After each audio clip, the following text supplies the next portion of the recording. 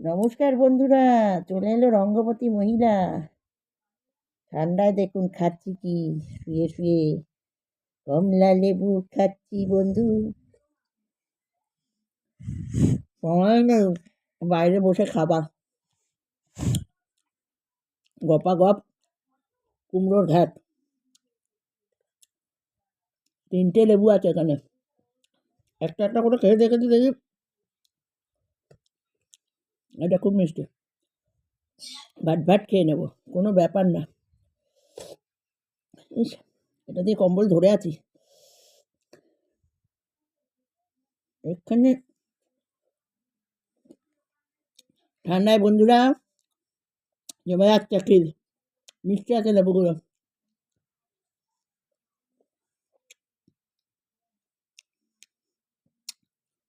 টুকি বন্ধুরা।